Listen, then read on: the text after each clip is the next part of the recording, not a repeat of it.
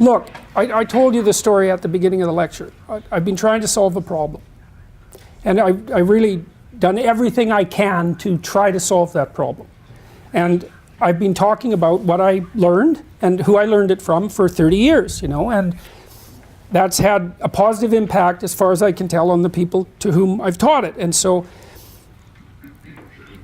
I'm someone who's tried to solve the hardest problem that he could find. That's all. And, yeah.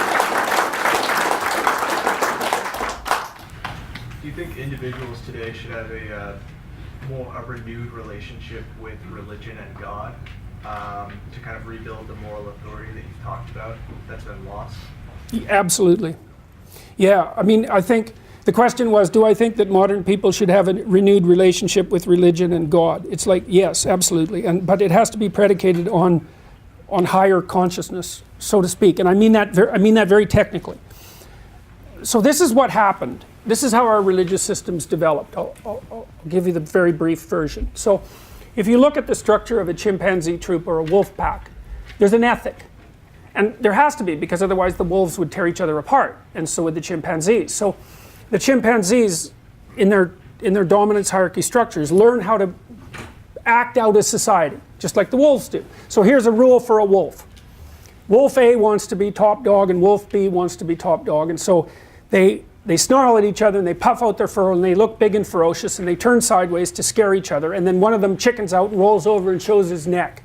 And basically that is the acting out of, well, I'm a useless supplicant, and, you know, your majesty can do what he will with me.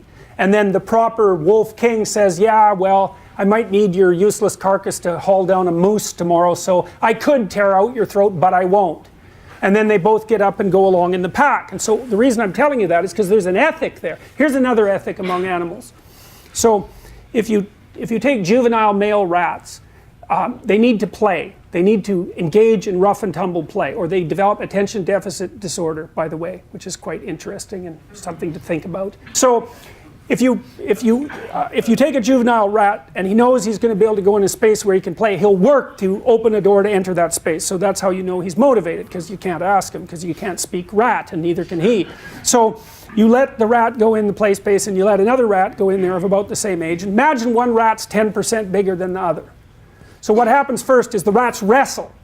It's not aggressive. They wrestle just like Worldwide Wrestling Federation guys wrestle, you know, and for many of the same reasons. And the rats will pin each other, and if you pin the other rat, you win. So if you're 10% bigger than the little rat, then you can always pin him. You can always win. Okay, so then what happens is the big rat becomes dominant and the little rat becomes subordinate, and they have a wrestling match, and then they part. The next time they meet, because it's an iterated game, the next time they meet, the little rat has to ask the big rat to play. And he does that the same way that you ask a child to play. You know, you do your play stance, just like a dog does. You can understand when a dog does that. And so the little rat, you know, gets playful with the big rat, and then they play. But if you pair them repeatedly, the big rat has to let the little rat win at least 30% of the time, or the little rat won't invite him to play anymore. Right, that's cool. That's so cool, man. Jack Panksepp discovered that. He also discovered that if you tickled rats, they giggled, but they do it ultrasonically. So you have to, like bats. So he discovered the play circuit. It's a major neuroscience discovery. And so there's an emergent ethic in play, a fair play ethic. And now, hell, I can't remember what your question was.